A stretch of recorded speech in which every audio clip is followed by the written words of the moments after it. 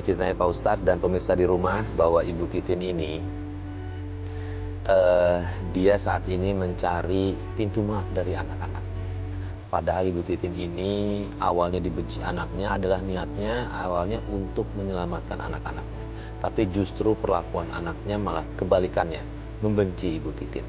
Baik, Ibu Titin boleh cerita aja langsung ke kita apa yang menyebabkan anak-anak Ibu Titin ini begitu marahnya sama Ibu Titin hingga nggak bisa kasih maaf sama sekali.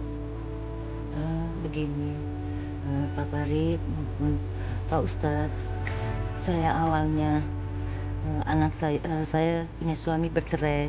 Yang suami pertama itu punya anak satu perempuan. Perempuan ya. Namanya ya. Setelah itu saya bercerai, terus saya nikah lagi, mempunyai anak dua putri.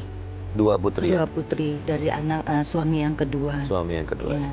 Nah setelah itu anak saya yang pertama dari suami pertama membuat kesalahan yang akhirnya saya menanggung akibatnya untuk menikah lagi dengan pria yang saya tidak cintai. Sebentar saya potong begitu. Maksudnya menanggung kesalahan dari anak tuh apa? Emang kesalahannya apa?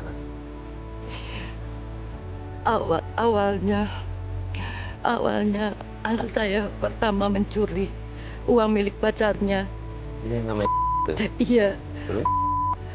Terus tiba-tiba pacarnya datang, Pak Ustadz, ke tempat saya minta pertanggungjawaban. Karena saya tidak bisa menyelesaikan masalah. Akhirnya saya menuruti permintaan pacarnya anak saya. Apa permintaannya? Demi ya sebagai pertanggungjawabannya. Saya menuruti kemauannya dia.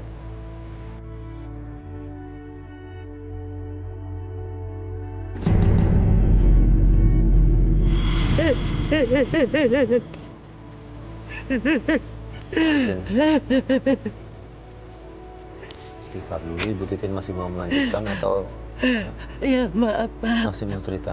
Coba istighfar dulu. Tenangin dulu aja. Ya, tenangin dulu. Sampai saya akhirnya hamil dan saya menikah dengan pria itu, Pak Ustadz.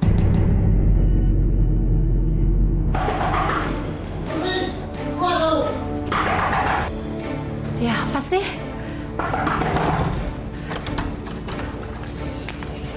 Ih, ada apa ini? Mana Susi?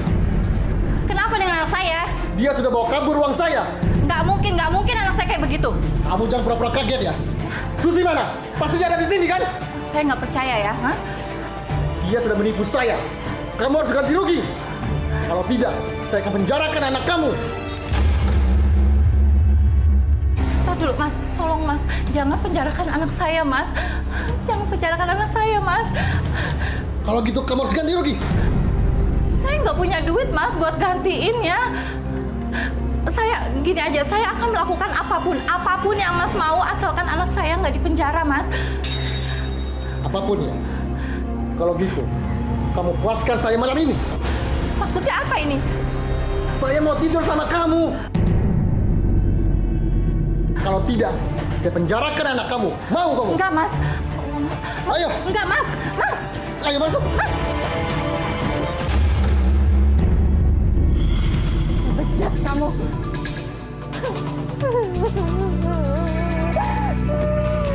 Mas Jono. Susi. Mama.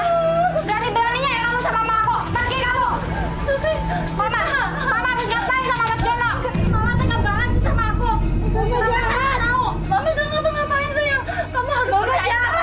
Sita. Kenapa mama selingkuh dari Mama? Mama tega. Mama gak ngapa-ngapain dari Mama. Susi. Mama tega.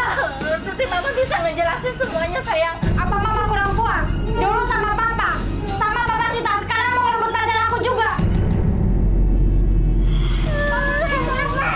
Enggak Susi, kamu harus ngerti Mama sayang. Kamu harus. Maksud mama apa? Propen hal kayak gini. Enggak ya Allah, ini nggak seperti yang kamu pikirin. Kita pergi. Gak usah dengan dia lagi. Sita. Status pernikahannya dengan suami yang kedua gimana? Sudah bercerai. Sudah bercerai? Iya, demi untuk menutupi kesalahan anak saya yang pertama. Jadi saya ulangi, ibu menikah kemudian meninggalkan suami kedua dan anak ibu. Tanggapan mereka apa? Marah sekali, Pak Farid, Pak Ustadz. Marah sekali dan benci karena saya meninggalkan suami dan anak-anak demi untuk laki-laki lain. Bu Titin udah pernah cerita sejujurnya kenapa bisa itu terjadi, udah pernah cerita sama suami kedua, sama anak-anaknya? Nggak bisa, Pak Farid, karena suami saya yang kedua tidak suka sama perilaku anak saya yang pertama. Karena dia sering seenaknya dan semena-mena. Dari dulu suami saya yang kedua tidak suka. Tapi saya sebagai ibunya demi menyelamatin anak saya sempat bicara pun dia akan tidak peduli apapun yang saya lakuin. Pak Ustadz, ini apa yang dilakukan Ibu Titin, niatnya adalah untuk menyelamatkan anaknya. Artinya kan sebenarnya itu bisa dihindari, bisa tidak dilakukan. Cuma karena landasan itulah, dia karena sayang sama anak dan nggak mau anaknya ada masalah, dia rela menyerahkan dirinya untuk pacar anak. Ini gimana Pak Ustadz? Bismillahirrahmanirrahim. Dalam hal rumah tangga, biasanya kan kita membangun rumah tangga itu yang paling penting itu landasan keimanan, yang paling utama.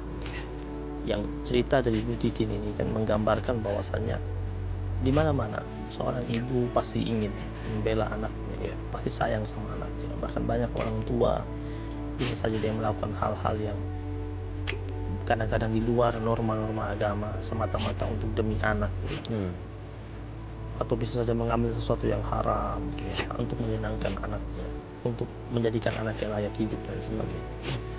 Tetapi itu tetap saja menjadi hal yang tidak dibolehkan dalam agama Islam. Makanya kenapa landasan keimanan itu penting. Mungkin saja pada waktu itu terjadi imannya lagi merosot pada waktu itu, sehingga akhirnya segala macam bentuk keburukan atau kemaksiatan bisa saja itu tercipta di saat keimanan itu ada. Karena Nabi pernah mengatakan pencuri itu tidak mungkin dia mencuri ketika dia memiliki tingkatan keimanan yang baik. Zina itu tidak mungkin dia berzina di saat dia memiliki modal keimanan yang kuat pada waktu itu.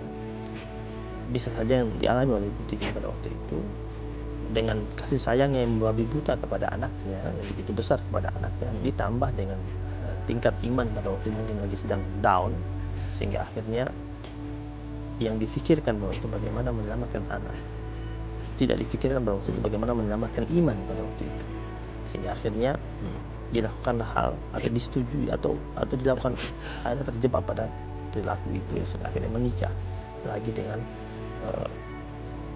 pacar anak. Iya. Yang ingin saya tanyakan adalah berlangsung berapa lama ini pernikahan dengan pacar anak ibu? Pacar anak. Hampir 6 tahun. 6 tahun bersama. Iya, demi anak, nutupin anak saya daripada dia masuk penjara, Ustadz. Karena ibu menikah dalam di bawah ancaman. Iya. Dan ibu menerima perilaku dari mantan, perilaku dari pacar anak ibu ini karena memang di bawah tekanan juga kan. Ya, karena saya demi menyelamatin anak saya yang pertama, Pak. Karena dia udah ngancem saya kalau enggak dia mau masukin ke penjara anak saya. Saya sebagai ibu, dan kalau bukan saya yang nyelamatin siapa lagi gitu, Pak. Anak-anak ibu tahu ibu menyelamatkan anaknya. Udah dijelaskan tapi mereka marah besar karena saya lebih membela laki-laki lain daripada anak dan bapaknya. Maksudnya Pak Ustadz, anak ibu ini yang namanya ini tahu ibu nikahin pacarnya? Iya, dia marah besar, bahkan membenci saya sampai sekarang. Sekalipun saya jelasin dia tidak mau mengerti, malah dia pergi. Penjelasan saya sampai sekarang dia nggak mau tahu apapun, Pak Ustadz. Bahkan saya sudah nggak mau tahu lagi tentang saya.